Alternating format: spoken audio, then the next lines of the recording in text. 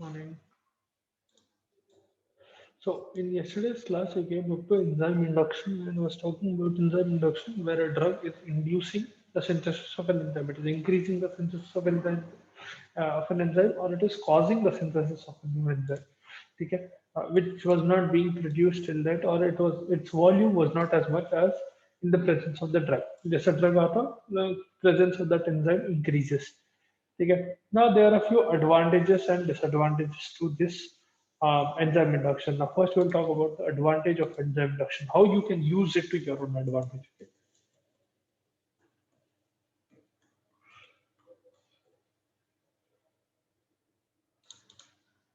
Okay.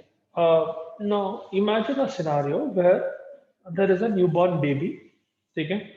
And in some newborn babies, what will happen is we obviously know newborn babies do not have fully formed organs and they are not completely functional as well.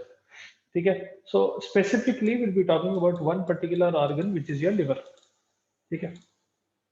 अब liver जो है, it will perform several processes, and one such process is secretion of bile.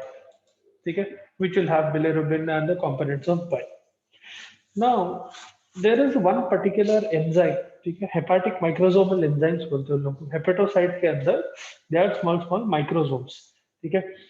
In those microsomes there will be enzymes.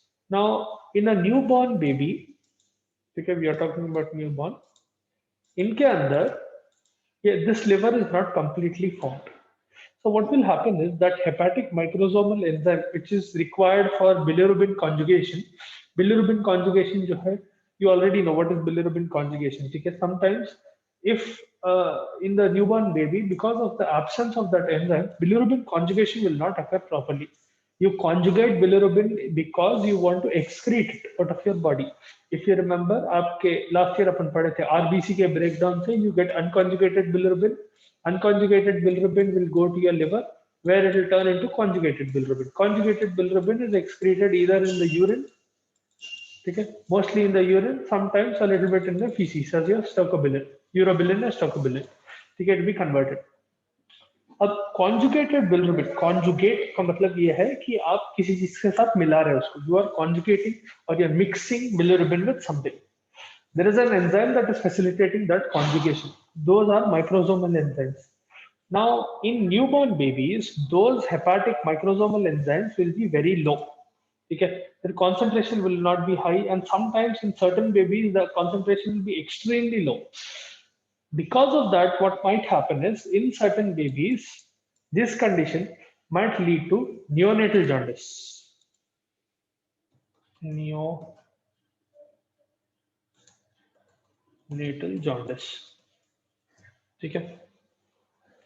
Because of accumulation of bilirubin. I'll repeat the whole process once again. Listen carefully. Our liver, okay, it has one important function of releasing bile, and in that bile, it will be able to throw out bilirubin. Okay, one important component of bile. अब ये bilirubin, imagine of condition of jaundice, wherein bile is not being excreted properly, bilirubin starts getting accumulated in your body, and you start seeing the effects of this thing, jaundice. Now, in newborn babies, what will happen is there is a process called conjugation, okay, which will occur in every human, okay, where bilirubin, specifically unconjugated bilirubin, is converted into conjugated bilirubin by one particular enzyme. These enzymes are present in hepatocytes. ठीक है, microsomal enzymes बोलते हैं लोगों को. We'll discuss about what are microsomal enzymes some other time.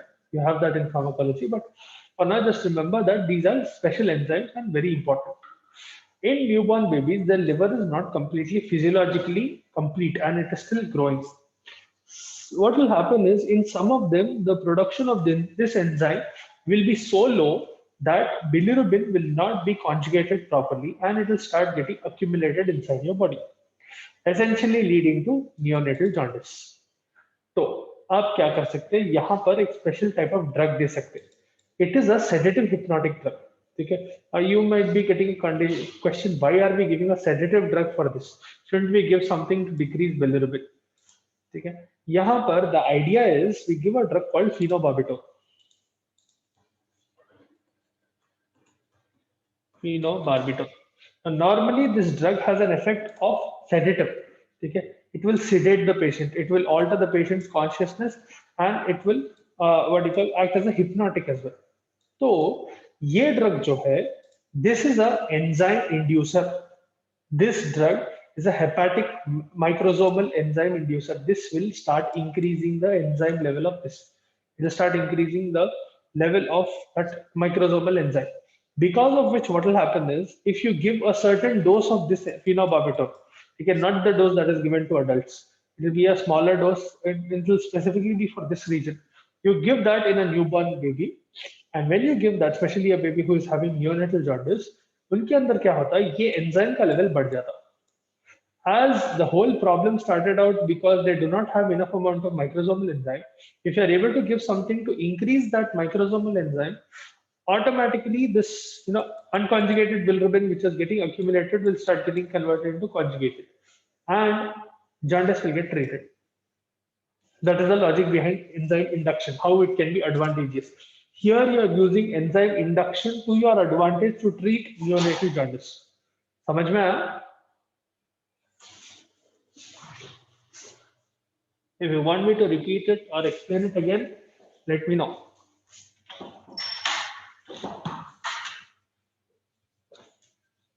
Okay. Now we'll discuss about disadvantage of enzyme induction. How it can be harmful. Okay. If you have doubts, please feel free to ask. नहीं तो ये concepts अगर समझ में नहीं आया तो बाद में परेशानी होती.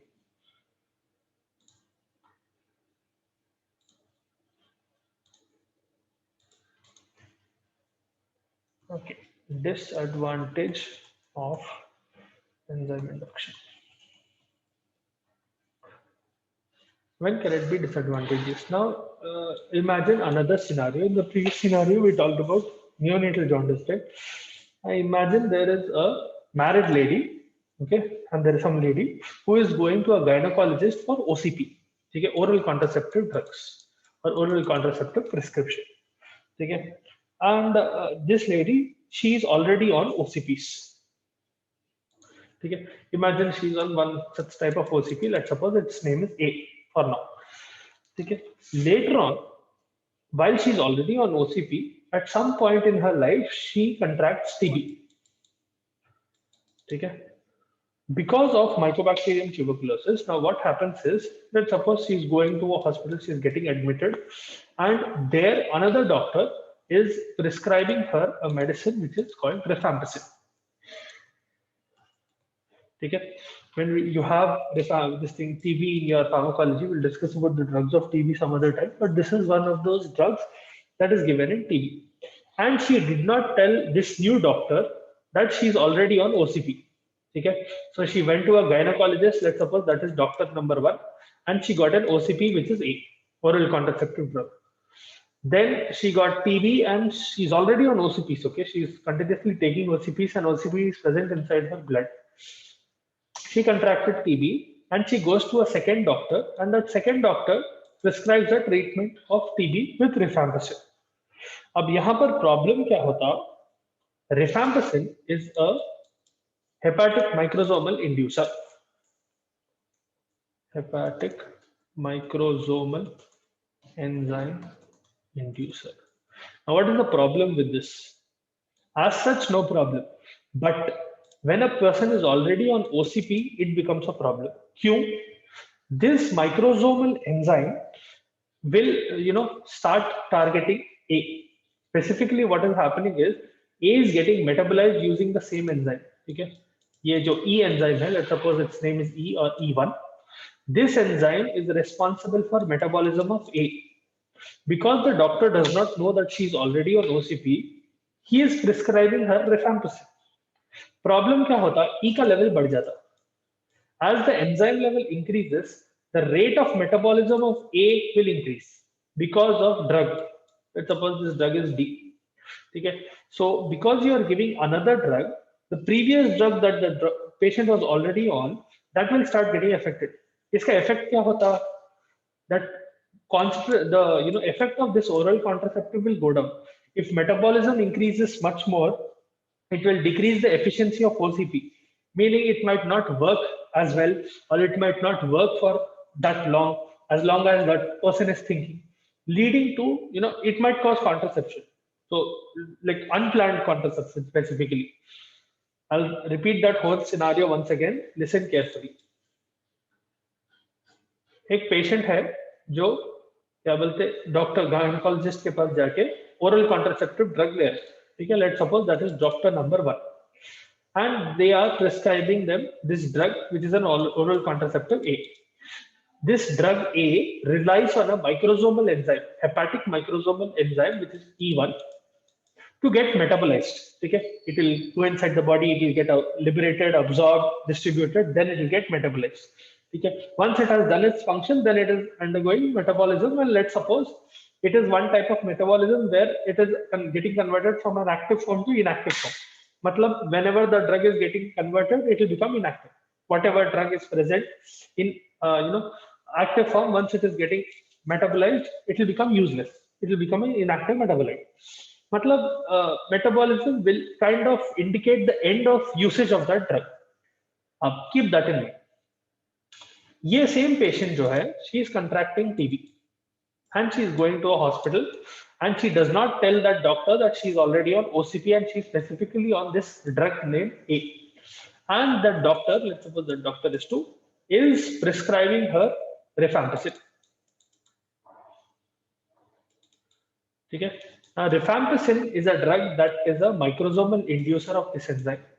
Okay. It is a hepatic microsomal enzyme inducer. It will cause enzyme induction. Because of that, what happens is the level of this enzyme goes up. As the level of this enzyme goes up, the rate of metabolism of A will also go up. Meaning A will start getting metabolized at a faster rate. उसका मतलब क्या है? That A will not last in the person's body for long enough. मतलब अब कई बार ये भी होता है कि आप टीबी ओपीडी पेशेंट्स को टीबी के ओपीडी पेशेंट्स को ट्रीट करते हैं, meaning they just come, take the drugs and go away. Okay, और get consulted, take the drugs and go away. अब यहाँ पर क्या हो रहा, the patient does not know that she is not supposed to take rifampicin along with this.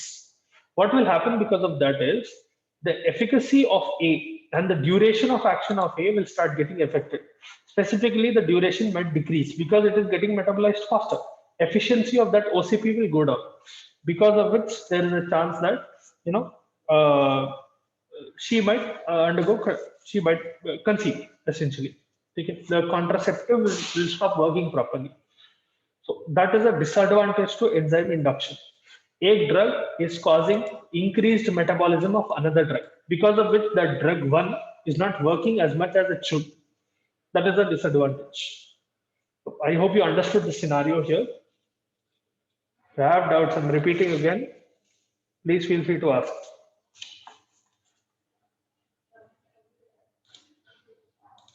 Okay.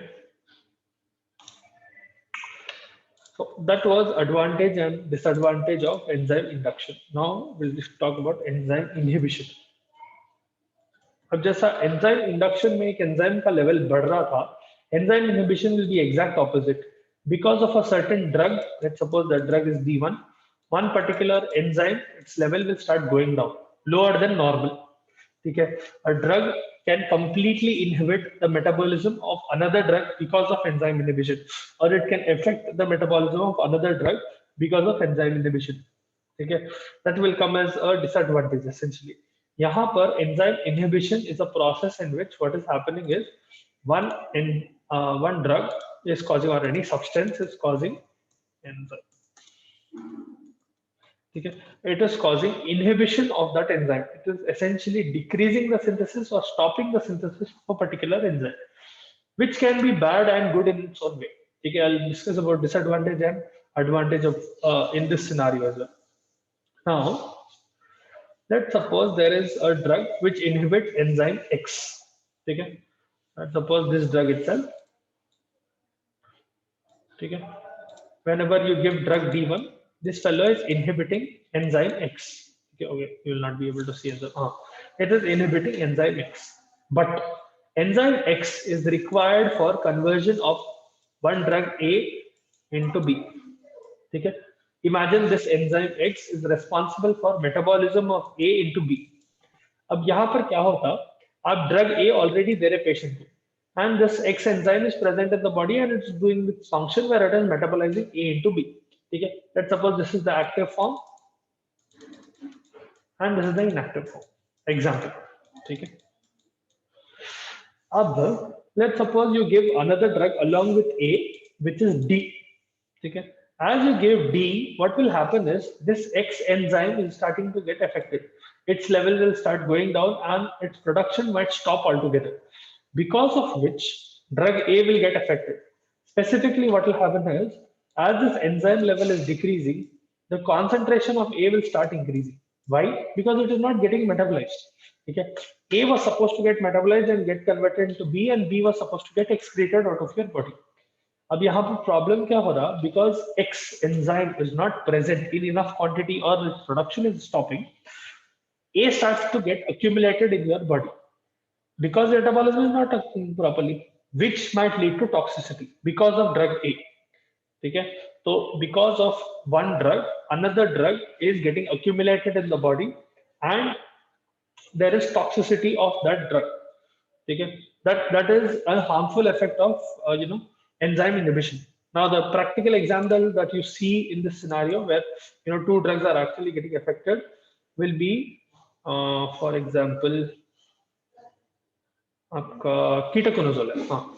Ketoconazole is a drug that has a lot of interactions. So we have ketoconazole. Okay, this is the antifungal drug. Now, ketoconazole is a microsomal enzyme inhibitor. Okay, specifically it will inhibit CYP3A4 enzyme. There is a particular enzyme that it will inhibit. That enzyme, okay, it is the inhibitor of CYP enzyme. Okay, CYP3A4 molecule. ये enzyme जो है, it is responsible for the metabolism of two other drugs, sorry, phenytoin and warfarin. One is an anti-epileptic drug, the other is an anticoagulant drug. मतलब इसका काम क्या है? CYP3A4 is responsible for metabolism of these two drugs. ठीक है? It will convert them into, let's suppose, P dash and W dash. ठीक है? यहाँ पर क्या हो रहा? अगर एक patient already phenytoin and warfarin पे है, if they are already consuming phenytoin and warfarin, and you introduce ketoconazole in such a patient without changing any other factor, and you are giving phenytoin, warfarin along with ketoconazole, phenytoin or warfarin with ketoconazole, what will happen is these two drugs will start getting accumulated because their metabolism is not occurring properly. Okay? Which will lead to toxicity because of phenytoin and because of warfarin. Okay? The cause is this, but these will cause toxicity. So that is one harmful effect of enzyme induction. Enzyme inhibition, sorry. समझ में आया? Okay, I'll take that as a yes then.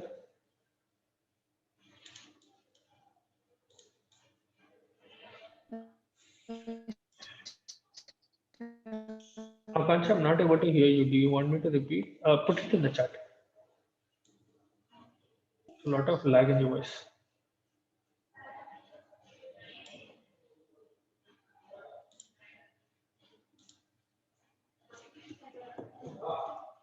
Okay, I'll repeat it just in case you did not understand because I was not able to hear you clearly. Yeah. So, अब यहाँ पर क्या हो रहा? There is a enzyme. Let's suppose that enzyme is X. ठीक है? ये enzyme is normally present inside your body, and it is a microsomal enzyme. Imagine for now, it is a microsomal enzyme, and whenever you give, let's suppose, drug 1, it is getting metabolized with the help of X into D dash, imagine, or D2, whatever it is. Okay? And this is the inactive form. So यहाँ पर proper metabolism हो रहा because of this enzyme. Okay? X enzyme is responsible for metabolism of drug 1 into some other form. Okay? अब let's suppose you give an enzyme inhibitor of X. Let's suppose you give another drug which is D3. Okay? And I'm talking about a scenario where you give D3 and D1 together. क्या होता? D3 की वजह से this enzyme will start getting affected. Because of D3, the level of X will start going down or the production of X will completely stop. That in turn will start affecting D1. ठीक है, drug 3 की वजह से ये जो initial drug आप दे रहे वो इफेक्ट होने लगता, because of which what will happen is this fellow will not undergo metabolism anymore. ये metabolism नहीं होता अभी, and this is stopped, meaning the level of D1 that will start accumulating inside your body because it is not getting metabolized. Its metabolism is either getting slowed down or it is not occurring altogether, and D1 will start getting accumulated in your body because the enzyme which was converting it is not present anymore or its level is very low. Essentially what will happen is you will start seeing the toxic effects of D1. Side effects, toxic effects, वो पूरे दिखने लगते हैं आपको because of accumulation of D1. This is happening because you are giving D3 and D1 together. ठीक है, एक drug, some other drug is causing inhibition of the enzyme, with the enzyme which is causing the metabolism of some other drug. ठीक है, आप ये drug दो drug है तो साथ में दे रहे, तो क्या होता, suppose make it a little easier, rather than D let us use A and B. ठीक है, एक ड्रग A है which is getting converted into B into D and you are giving B. ठीक है, आप B and A साथ में दिए तो B will start affecting A. It will indirectly affect it in the sense that because of B, A cannot get metabolized anymore and the level of A will start accumulating inside your body. So there will be a lot of A's in your body, because of which you start having toxic effects of A. This is specifically happening because of enzyme inhibition. B is inhibiting the enzyme that was metabolizing A. अभी समझ में आया? Oh dear, Akansha got disconnected. Shit. Anyway, I hope the others understood. Now, there are a few advantages conditions as well where you can use enzyme inhibition, in a fruitful manner.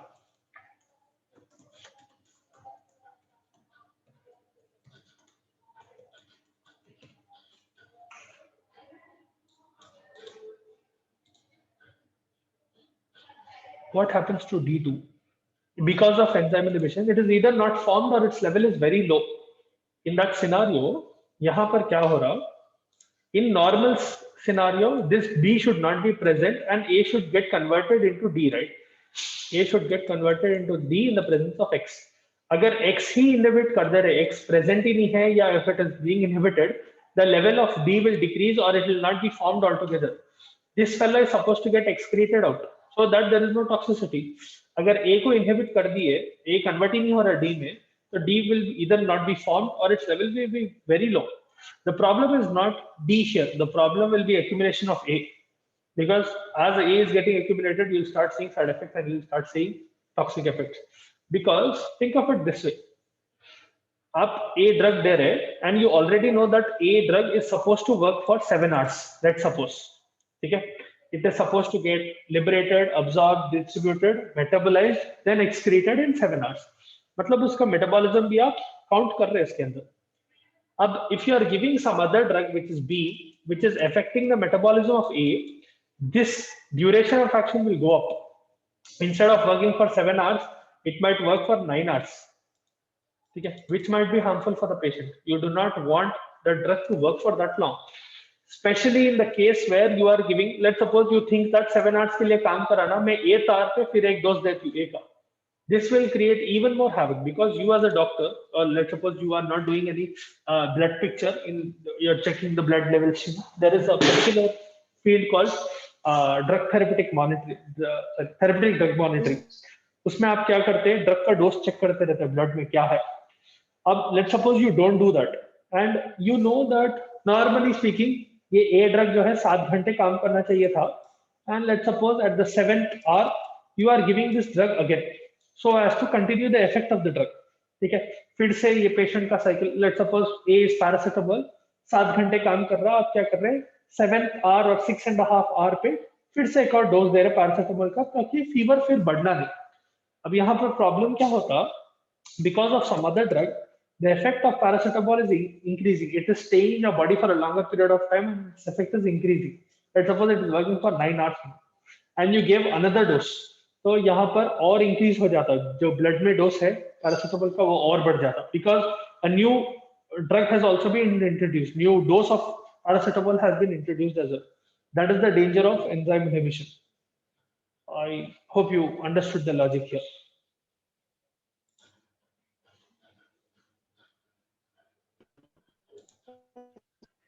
Okay, I'm not able to hear you. There's a lot of lag.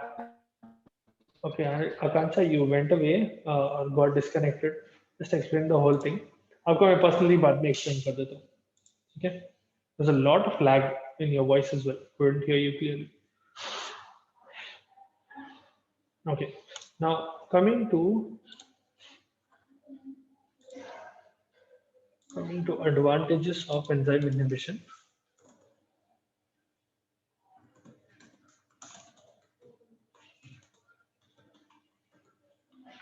Now imagine there is a patient with high cholesterol. Okay? If you remember last year when we discussed about cholesterol synthesis, there was one very special enzyme that we talked about, HMG coenzyme A, specifically HMG coenzyme A reductase.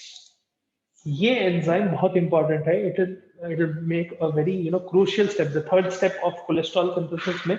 This fellow is very important. ठीक है, आपके acyl CoA से acyl CoA and acetyl CoA will combine together in the presence of HMG coenzyme A and get converted. ठीक है, into malonyl coenzyme A. यहाँ पर ये क्यों important है? HMG coenzyme A जो है was a rate limiting step. It was the rate limiting enzyme. इसका मतलब यह है HMG coenzyme A का लेवल अगर कम हुआ तो कोलेस्ट्रॉल का लेवल कम हो जाता. ठीक है, that is why it is rate limiting enzyme बोलते हैं इसको. The rate at which cholesterol is being formed will decrease.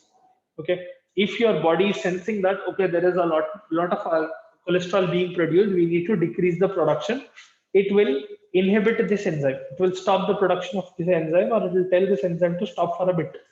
Okay, because of which overall production of cholesterol will decrease. यहाँ पर आप क्या कर रहे हैं? You are doing the same process but with the help of a drug. Now in certain patients cholesterol will be very high. ठीक है, तो आप क्या करते हैं? There is a special class of drug called anti-hyperlipidemic drugs. ठीक है, anti-hyperlipidemic drugs. These are drugs that will decrease blood lipid levels. Essentially, उसमें एक class of drug आता which are called HMG coenzyme A reductase inhibitors. They will inhibit HMG coenzyme A reductase. Because of which what is happening is the total amount of plasma cholesterol in a person's blood will start going down. You have examples of atorvastatin, simvastatin, rosuvastatin, atorvastatin, okay, and simvastatin. These are drugs that will cause inhibition, but it is advantageous for us in this sense because we have a patient who has excessively high amount of cholesterol and lipids. आप क्या करना चाह रहे हैं? You want to decrease that cholesterol and you want to decrease the amount of lipids. So you are intentionally inhibiting an enzyme. That comes under the advantage of enzyme inhibition.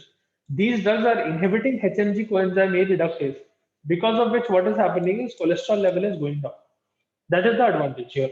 Okay, or another example will be allopurinol. Allopurinol will inhibit a particular enzyme, inhibit an enzyme called xanthine oxidase.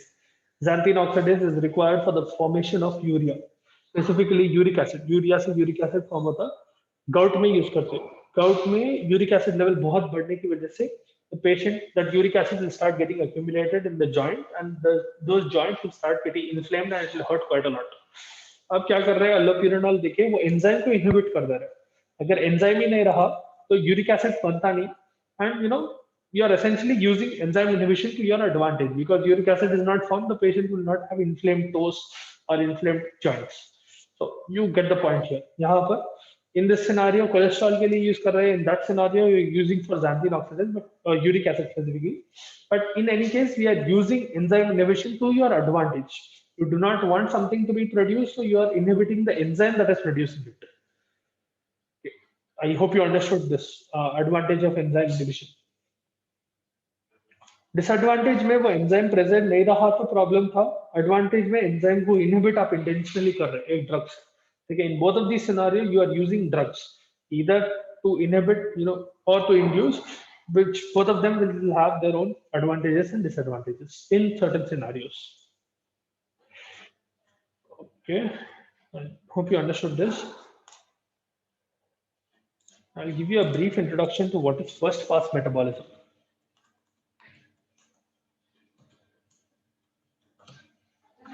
First pass metabolism को pre systemic elimination भी बोलते हैं.